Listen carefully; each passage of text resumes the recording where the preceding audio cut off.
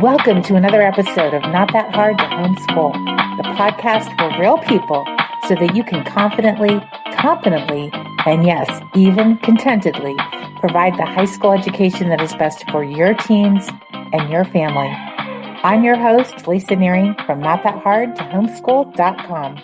Let's talk about the passionate student. You hear this all the time in the homeschooling community about how we're supposed to have passionate kids and kids with passions. And I ask this question in the conventions all the time in my workshops. How many of us have passionate kids? And a small handful of the room will raise their hands. I think at one of our workshops a couple weeks ago, we had like 300 people in the room, and probably 6 people raised their hands. And I said, how about the rest of you? Do you feel guilty for not having a kid with a big passion? And a lot of head shaking. People are going, oh yeah, what have I done wrong that my kid doesn't have this big passion in middle school or high school? I want to talk about it because I think it's really not as common as the homeschool community has led us to believe that our kids are going to have big old passions at a young age. And this is why. Most of our middle schoolers and high schoolers, they don't even want to get out of bed in the morning, right? They're like working at avoiding the chores they have to do. They're trying to figure out how to play their favorite video game or get outside or get online with friends or whatever. And so having a real passion is not as common as we're led to believe. So let's talk about that. One of the purposes of both middle school and high school, in my opinion, after years of home educating and working in education, working with hundreds, maybe thousands of other homeschoolers and people in the alternative education space, is really to give your kids a broad smorgasbord of experiences and opportunities so that they can taste test if they like this or what they think about that, and to give them a common knowledge so that they can be part of the great conversation. Now, the great conversation has changed a little bit in my opinion, but that's a topic for a different day. But anyway, we want to give them some common vocabulary and knowledge and understanding of the world so that they can go out into the workplace, workforce, and be able to communicate well with their peers and with their managers and bosses and all that kind of thing. So that's one of the goals of middle school and high school. With that, most of our kids are taking a typical course of study. Even if we're homeschooling, we have this idea in mind of what we should include for our kids to have a great understanding as they go forth, right? They should know the fundamentals of biology. They should be able to understand some basics of algebra, how to some personal finance, how to write an essay, some literature, and some history, right? Foreign language, some electives, etc. So most of us are concerned with the typical course of study.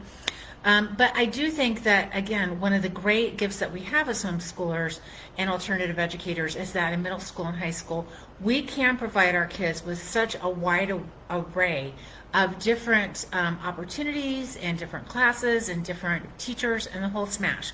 So we can really personalize our education for our kids. We have, about 14,000 hours from the time they're in kindergarten to high school to teach them and train them. 14,000 hours, that's a lot of time. Malcolm Gladwell made really popular this idea that if you spend 10,000 hours on a certain subject or doing something specific, that you will become an expert in it. So if you think about that in terms of the 14,000 hours we have to educate our kids as homeschoolers, our kids could become an expert in half in something. It's kind of exciting to think about. But again, back to this idea of all of our kids passionate. No, I don't think so. I think most of our kids are just normal teenagers who want to sleep a little bit more and grab an extra snack and read an extra chapter of the book or watch another episode of their favorite TV show, play another game on the computer console, whatever. We do have those, the handful of kids who are just naturally really passionate about something. Those are the outliers. Let's be honest, on a bell curve, we've got a small group over here. So what creates passion in us? I think it's actually a path towards passion, and I think it goes like this. We develop an interest in something. This is why I think it's so important in junior high and high school that as parents, we give our kids a broad variety of things to read and learn and understand and go on the field trips and take the camping trip and do the vacations and all those kind of things so that our kids can have their interests piqued. And I do think those interests in us that we're drawn to, that's a God-given gift, right? Because I'm interested in some things that you're not, and vice versa.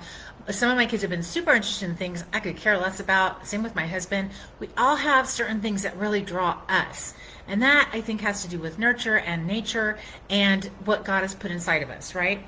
But let's start with that. We're interested in something. And because we're interested in something, we want more experience with that area of interest. So if we're interested in jazz music, we go to the jazz bars. And I mean, like jazz bar, I hate to say bar on a, on this Facebook Live, but let's be honest, jazz bars are where people go to listen to jazz. We're going to listen to jazz records. We might play jazz music. We might be in the jazz band.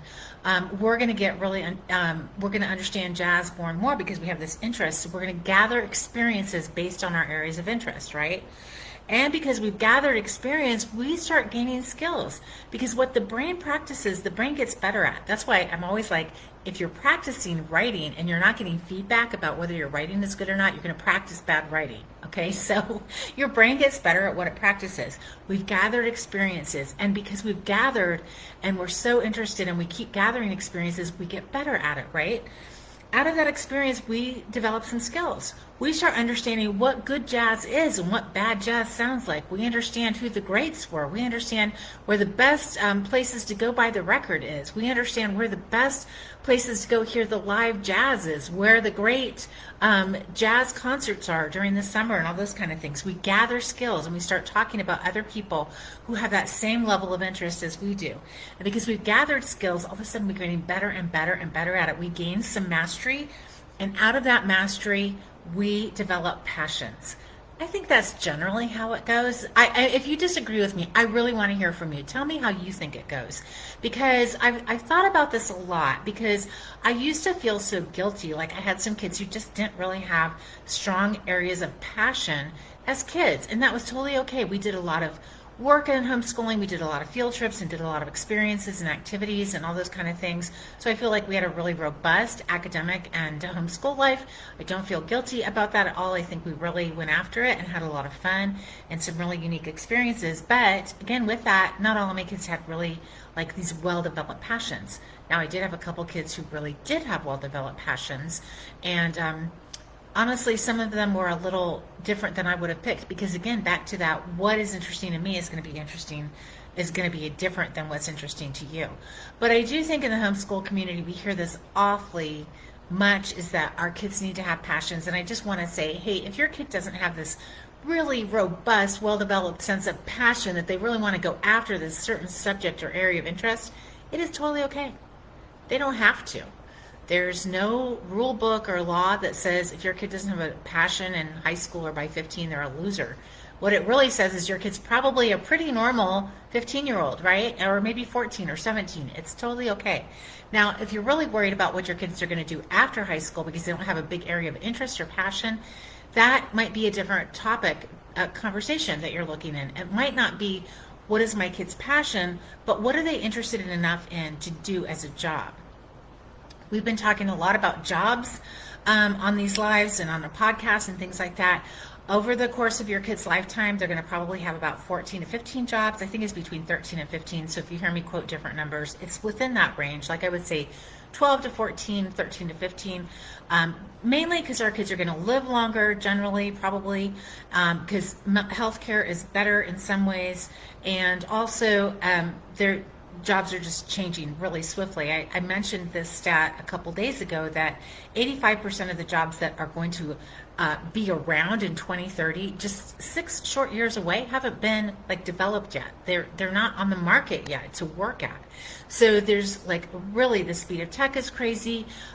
We're living longer, so your kids are going to have more than 1 or 2 jobs, and those jobs might be in completely different vocational sectors. So they might be in tech in one time, they might be in mental health in another, et cetera, et cetera. And that's really fine. How do we really get our kids ready for those jobs? Well, I do think, again, providing a wide smorgasbord of experiences, teachers, opportunities, field trips, travel, whatever your budget can afford, whatever your lifestyle can afford. Again, use what you have in your hand. You're not trying to replicate my school in your home. You're trying to homeschool your kid. That means your home. What do you have in your hand? What do you have to provide your kids? And listen, I say this all the time. You are absolutely the best resource for your student, for your kid. You, the parent, you are the best resource for your kid. I'm the best resource for my kid, whether my kids think so or not, whether your kids think so or not. It's no mistake that we're the parents of our children and they're our children. I really believe that that's like a divine just plan and purpose. And so we should just embrace that and own it. So what do we have in our hands? Let's not disparage over what we don't have, what we wish. I mean, I do think ideals are super important, but we can get so caught up in idealism that we lose sight of what we have right here and right now. So what do you have in your hand? That means money, time, energy, natural resources. Do you have a trampoline? Do you have a pool in your house? You know, all these kind of things create different opportunities. Do you live by a big city? We used to live in Pasadena. The Olympic training swimming pool was right there in our city. Completely different opportunities than we find ourselves in South Dakota. Let me just believe me is what I'm saying. Okay, so what do you have in your hand? How can you create educational opportunities for your kids? And then go for it. You can provide a really rich, beautiful homeschool life with what you have. A few books, teach your kids how to write really well. Again, let's go back to those 4 C's of education, soft skills that everybody's going to really need more than ever before in this fourth industrial revolution: communication, critical thinking, creativity, and collaboration. And focus on those things. Focus on reading and writing and arithmetic, and you're going to do so well as a home educator, and your kids are really going to thrive into that kind of environment. So you don't need a lot of resources. You don't need really super expensive resources. I would suggest, really honestly, as your kids get older, outsourcing several classes to other teachers, because here's the thing. Most of us as homeschoolers and moms, we are super easy on our kids. Like, if they can't make it the deadline, we're kind of like, well, I get it. We were busy that week and it's okay. But if they were in school, or if they are taking an academic program, listen, we all have deadlines, and sometimes you just have to meet them. There's a drop dead day at the end, and it's good for our kids to understand that that's part of what adulthood is about, that they have to take responsibility, they have to be time aware, all those kind of things. So outsource a class. The other thing too, having a different teacher than a parent is going to really help them, I believe, in the long run, because they're going to get to experience different expectations, different teaching styles, have different projects, papers, and presentations possibly than what you assign to them. And I think honestly too, there's that feedback loop, which feedback loop is so important for really good academic training. If you don't have a feedback loop, you're just putting your stuff out into the world. You don't know if you've gotten it right or wrong. You don't know how to self-correct, or it just makes it much more difficult to learn really well. So outsourcing, I think, is a really good way to invest your money as a home educator. And of course, I say that owning True North Homeschool Academy. But listen, part of the reason we started True North Homeschool Academy is because there were classes I wanted to outsource, and we didn't have we just didn't have people around to outsource to. Partly because we lived in a state with fewer people, and not a really super, not a state that had a lot of it wasn't just like super academic necessarily. It's not that people aren't smart here; they're absolutely super smart. It just was a different kind of environment than what we were looking for as home educators. So we started True North Homeschool Academy to pool together world-class educators at a place that you could just purchase anything you wanted for your homeschooling: math, English, science, history, foreign language, and electives. And here we are today with over 130 classes, I think, for you to choose from for 2nd through 12th grade. So what a great resource. I literally wish that we had had it years ago when we were homeschooling. And of course, a couple of my kids really did benefit from True North. And I'm so grateful for the teachers that they had. Both of my younger kids will still say that certain teachers that they had at True North Homeschool Academy truly changed their lives. They changed their worldview. They changed how they understood certain subject areas, or how to read or how to write, and those kind of things. And of course, one of my kiddos was fluent in a second language when she graduated from homeschool. So pretty exciting stuff. There's so much more opportunity now to homeschool than there ever has been before. There's never been a better time to homeschool. So it's a great time to homeschool. It's a great time to provide your kids that wide smorgasbord of opportunities and resources. And of course, you can do online classes that are not live classes. You can do asynchronous classes. I think there's a time and a place for them too, but I would really caution you as parents don't make all of your kids' education asynchronous and just watching a screen or watching cartoons. Our brains were not meant to just watch pixels. It's a very passive way to learn. Having really good dialogue, that back and forth discussion, having an educator who's really invested in your student can be super helpful, if it's not you, of course. So anyway, back to do your kids have passions, and should they? I think a small group of kids are always going to have passions because, again, there's a bell curve with every group of people, right? And so you're going to have those people who are going to just be really passionate about a certain subject area or a certain skill set or whatever. But I think for most of our kids, it's something that is going to be more of a slow burn. The other thing, too, about getting our kids ready for, how do we prepare them to launch really, really well? We just need to prepare them with the understanding that we don't always get to do what we want to do and get paid really well for it. I grew up in an era where you heard this all the time: do what you love and the money will follow. And honestly, I ask this at workshops too. A handful of people are old enough to remember that saying, and I'm like, did it work out for you? And they're like, not really. Same with us. Do what you love and the money will follow. Do what you love and you get to do what you love. Follow the money and the money will follow. That's really how it goes. So teach your kids to be financially savvy, help them understand how to budget, how to go grocery shopping, the cost of things. Most of our kids wake up and there's food in the fridge and gas in the car, and they don't understand that if we own a pet, we're at a certain economic threshold, right? If we have a big Suburban that's brand new in our garage, we live at a certain economic threshold. And there are a lot of people in our communities that don't have those things, that wish they had the money and the economic resources to live that lifestyle. So help your kids understand the lifestyle that you've provided for them and what it costs. Be upfront with your kids about what things cost. Help them understand how to shop, how to budget, how to say no to yourself, because that's an important thing all throughout life, self-discipline.